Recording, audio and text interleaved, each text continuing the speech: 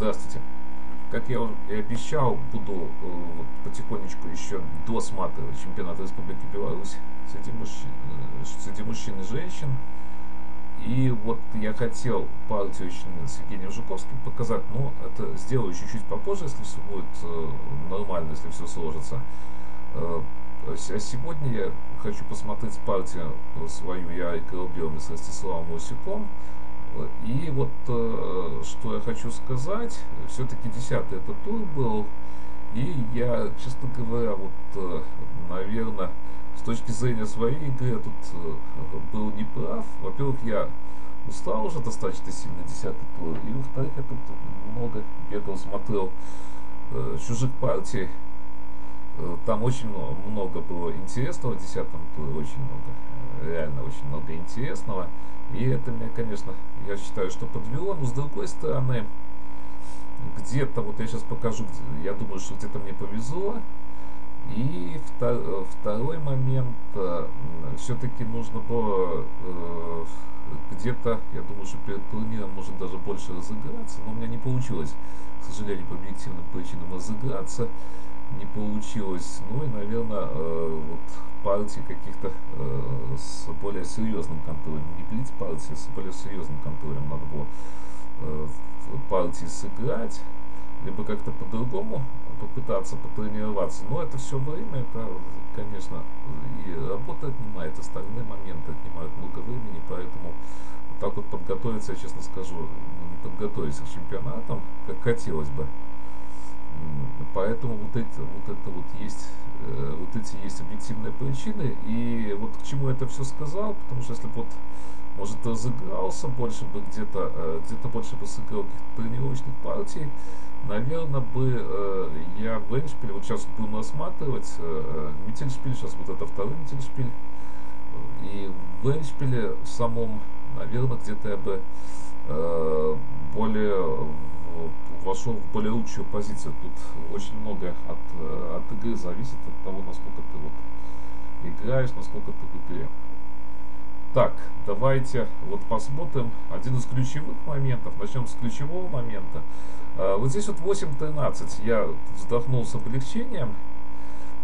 Мне казалось до этого, ну, позиция действительно, до этого я считаю, что у меня было лучше. Сейчас будем смотреть ее. И вот здесь Ростислав мне помог, конечно, 8-13, а был ход 8-12. И позиция, я считаю, что оценка достаточно сильно менялась. Потому что, вот, давайте посмотрим. Видите, есть идея вот этого удара 25, ну, потом, может, подробнее чуть посмотрим, я еще позже покажу все это. 25 и 15-20. И достаточно серьезная вот эта угроза стоит. Ну, если на Т4 я просто 12-17 выводите эти все шашки, очень хорошая позиция. То есть 43, давайте вот я один из вариантов покажу. Я здесь, кстати, долго сидел, думал. То есть думал, что делать вот до этого. Вот 28 есть такая вот комбинация. Но там другие ничьи, вот есть. Просто дело в том, что вот, если бы сделал уже ход, надо было смотреть, надо было решать, либо ничью сразу делать, что возможно, наверное. Потому что проигрывать как-то, я честно скажу, вот, не хотел рисковать, там где-то, вот, там какие-то моменты с риском были, но проигрывать я не хотел в этот момент, рисковать точнее сказать. Давайте начало партии посмотрим. Я белыми, Ростислав черными. Вот 13-18, чтобы не было разменов, здесь 38, 39, 17, 22. Ну вот мне нравится, что играют все-таки, вот как я говорю, кадеты наши. То есть играют достаточно такие нормальные позиции, шашки не меняют. И это очень хорошо. И, кстати, этот вот чемпионат очень интересен этим. Потому что, к сожалению, многие вот до этого... В прошлом году, кстати, хороший чемпионат был, потому что я говорю, что все равно соскучились по игре с ковидом, то есть не проводили соревнования, соскучились, тоже интересно, достаточно много игры, и в этом году вот достаточно много игры. Но я не знаю, с ковидом это связано, я думаю, что точнее сказать, мне хочется, чтобы это было связано не с ковидом, потому что чтобы люди играли, интересная вот позиция, как и в этом году очень много. Все-таки по партиям я считаю, что много очень интересного было, и это очень хорошо. То есть, так, давайте я пропустил один момент. 19. Тут у меня вот эти вот варианты были. Я честно скажу, не ходил. Почему? Потому что вот были варианты, допустим, с этими позициями. И вот здесь-то у меня как раз ничего не получалось. Так, по-моему, здесь, да. Может даже и 14, я не помню. Да, ну вот здесь ничего не получалось. То есть ходит потом сюда, и позиция разбивается сильно. Меня вот это не устраивало. Даже где-то если 49, то есть ходить, вот эти позиции меня, ну, не устраивали. Построение нехорошее. Я вот не помню, как я точно считал, но считал я вот эту позицию. Мне что-то не нравилось очень сильно. Все вот эти вот построения, поэтому решил я играть вот эту позицию. 31 надо. Покуда хорошо вот этого хода практически, ну, сказать, чтобы нет совсем, он есть, но 35-30 и вот нападение. А тут какие-то даже мысли были с временными жертвами. Я не помню, что у меня тут за мысли какие-то были. Вот, если так, 39. Так, 39, что тут? Да, вот, вот временные, вот эти вот временные жертвы, сейчас покажу вам. То есть мысли у меня такие были. И потом здесь куда-нибудь сюда. И то есть вот эти отбивы, то есть здесь вот это откинул сразу вот эти варианты. Я помню, то есть, но с другой стороны, тут где-то надо было что-то играть. Наверное, 37. Нет, 37 тоже какие-то варианты, подождите. Не все так просто, да. Ну вот, кстати, да, тут не помню, что я было делал в этой позиции. Да, на 18 получается вот это вот этот размен есть. Но на 37-31 проходил, да. Вот я уже не помню, кстати, ведь надо все записывать, надо после партии вообще советую всем записывать все. То есть, если какие-то мысли были, записывать. Сейчас просто вот внесли на диаграммы, то есть в программу, в принципе, и остались все-таки эти мысли, хотя вот у меня тоже такой момент интересный.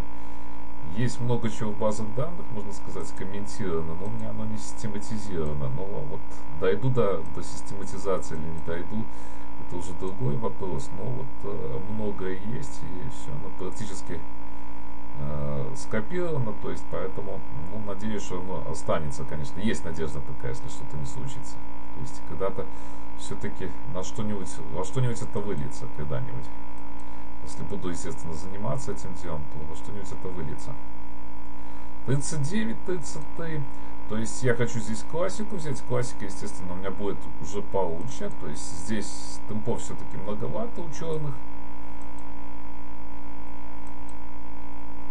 То есть идея вот этих вот ходов покуда Ростислава получается, идея такая, что вот если не походить куда-то 39, то будут вот эти вот размены.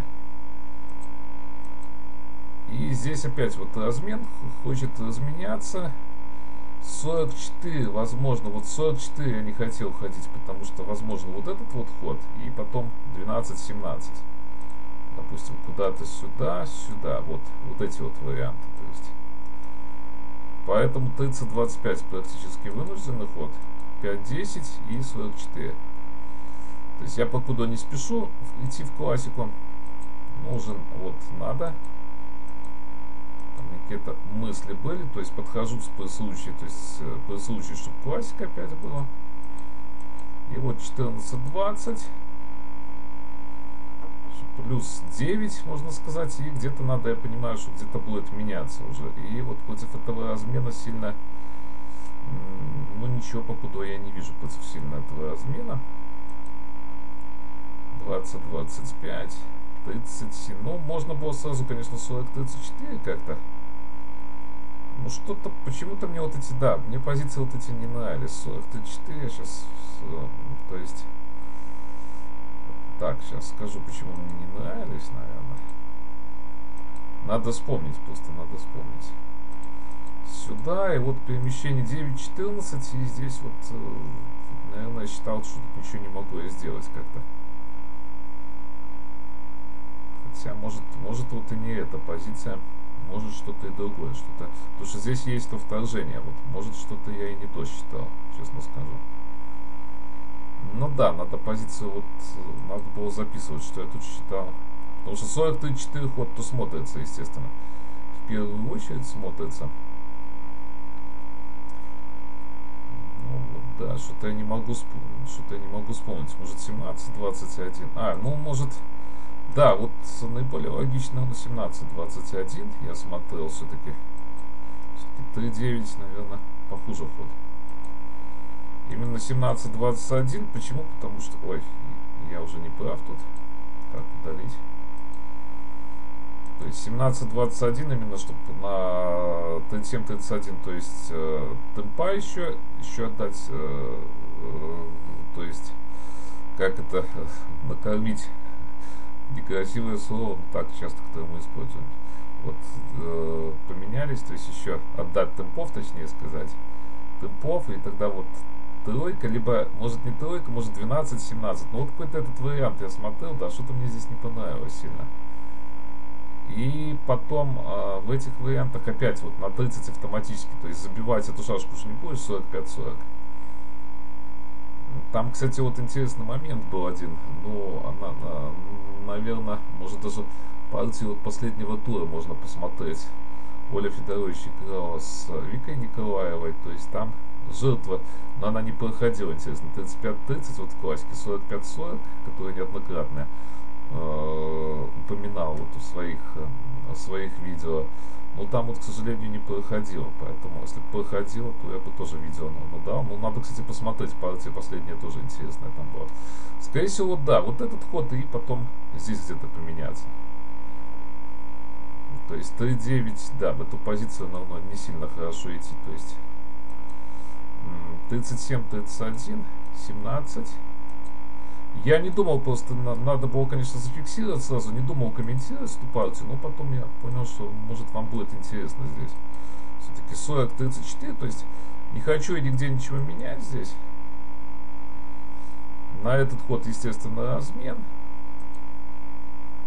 То есть здесь выжидаю попутного, выжидаю вот 33-28. И кажется, что позиция очень хорошая, но вот ход, который он показал потом вот в партии, то есть он как-то переворачивает достаточно сильно позицию. 3-8, ну и здесь вот опять может 43-38 я смотрел, но потом как-то либо я в последний момент там, то есть я где-то видел этот ход, но либо как-то я что-то передернул, либо вот эта вот позиция, мне может как-то и не нравилась. Допустим, сюда, если сюда. Вот, кстати, хорошая идея на 35. Вот этого я не видел, да. Может быть, и пошел бы я так. Да, мысли есть. Смотрите, нестандартная комбинация получается. Такая вот. Ну да, вот это вот мысль интересная. Этого я не видел, честно скажу, не видел. То есть это уже когда увидел, когда уже поближе подошел, а этого в партии абсолютно не видел. То есть вот эта вот идея, смотрите, какая на большинство идея, то есть она нестандартная. Не помню даже, когда я ее видел. Где? Я уже тут все ходы просто начал перебирать, поэтому так. Думаю, почему я не походил. Помню, что вот эта вот идея была, и, наверное, я откинул вот эту идею и не видел. Вот 33-29 не видел. Ну, идея, да, простенькая вроде бы, ну, видите, какая она эффективненькая. 8-13. Вот здесь вот, да, 8-13. 8-12. То есть угроза вот эта идет. Давайте на примере этого хода просто покажу, чтобы для ПДНов людям просто посмотреть. Вот, я уже ее показывал. То есть, и что делать? В принципе, еще ход вот этот вот был. Я при случае смотрел вот этот, я честно скажу, ход. Но я думал, что может даже... Хотя вот это не обязательно все, но может вот такие даже варианты. То есть, Я думаю, что здесь все-таки позиция ничейная. Может, даже я бы сюда сразу пошел, потому что я говорил, что проигрывать партию не хотел. Тут у меня определенные расклады турнирные были. Ну, я бы не знал, честно говоря, что делать. Ну, и вот этот вот вариант, видите, был. То есть на 30. Но здесь опять, вот на 30-то на 30, есть еще 15-20 ход. Тоже надо это все смотреть. Но здесь меня как-то, наверное, по-моему, меньше это все беспокоило. Ну да, здесь как-то меньше, здесь все-таки, я думаю, что все нормально. То есть я, наверное, даже не смотрел эту позицию, потому что думал, что все нормально будет здесь. Так, 8-13. Ну вот здесь я вот чуть-чуть обрадовался. 24-30. И вот 28-22 мне позволило выйти. То есть идея такая, на 15-20, давайте покажу. Простенькое все, но эффективненькое. То есть вот идея вот это уже стоит. То есть 19-24. 15-20. То есть если 13-19, то я сразу здесь 27 выхожу. Ну и позиция очень хорошая, как вы видите. Если, допустим, куда-то сюда, то я, допустим, наверное, даже вторгаюсь. Да, ну я здесь смотрел на 18, я здесь уже помню. Ну и потом вот эти вот позиции играть, то есть здесь плохо, здесь не очень хорошо. То есть, ну, если ничья есть, то она какая-то очень такая сложная достаточно будет. То есть я даже эту позицию не считал, то есть автоматически, то есть отбросил, что она у меня лучше, поэтому намного. И уже в случае чего бы пересчитывал. 21-26. Ну вот здесь вот, да, вот здесь вот, конечно, 19-23 пошел. То есть давайте посмотрим здесь варианты. 30-35. Именно, смотрите, 41-36. И вот эта идея была. На 18-23 здесь, кстати, неправильно опять считал. 23-28. Почему-то я считал вот этот ход. И опять я не видел здесь в расчетах просто здесь получается на 11. И вот эта вот шашка будет на нападении стоять. То есть она будет постоянно здесь вот эта вот шашка будет мешать. То есть я, получается, буду нападать вот так вот. То есть опять я вот этого все не видел, честно скажу. Но здесь вот этот вариант был. Не знаю, я бы нашел во время партии, наверное, скорее всего, нашел бы, конечно, он достаточно такой несложный. Но я говорил, что 10-й тур я уже уставший был, и вот меня подвело то, что очень много интересных партий все-таки в 10-м туре было, очень много. То есть я постоянно бегал, смотрел. И вот если бы я меньше смотрел, может, толку-то и больше было бы. Вот здесь вот автоматом Ростислав пошел 30-35, но вот я сейчас начинаю смотреть, почему не 19-23 просто. И вот нападать-то вроде бы и надо. Есть, конечно, вот эти вот ходы, но понятно, что ни к чему не дает. То есть то же самое, это ничто не решает просто вот этот ход. То есть просто вот непонятно, почему он пошел. То есть у меня здесь шансы уже дал опять на победу. Но вот здесь у меня, конечно, то есть 33-28 я пошел. Опять. Ход, конечно, плохой, но я издали смотрел эту позицию, а вот 4.29. Вот сейчас вот посмотрите, или как-то последите за моей мыслью. То есть я видел вот этот вот вариант, то есть что ни к чему он не ведет просто. То есть получается, я там еще даже после партии что-то показывал. И, кстати, мне еще показывали этот вариант. Почему-то никто не показал. Вот простейший вариант, просто с преимуществом. То есть у меня 2 лишних. То есть, ну, уже ужасно этот, конечно, сыграл, этот Эндшпиль. То есть ужасно. Вот. Конечно, этот вариант меня просто сильно устроил. Почему? Потому что еще уже, точнее сказать, уже со временем проблемы были в обоих причем. То есть, меня этот вариант просто очень сильно устроил. 4.29, конечно. Это вот опять глюк. Ну вот, я и шел издали на этот вариант. Мне казалось, что ничего лучшего нету, но вот как оказалось позже, он уже показал варианты. Конечно, что-то мне даже казалось, что надо еще одну шашку отдавать, но тут, конечно, позиция Просто шашку отдал, и вот она идет в дамке. Нежелательно эту позицию играть. Ну вот, дальше. То есть сейчас покуда на 49 вот эти все идеи становятся, стоят вот идеи.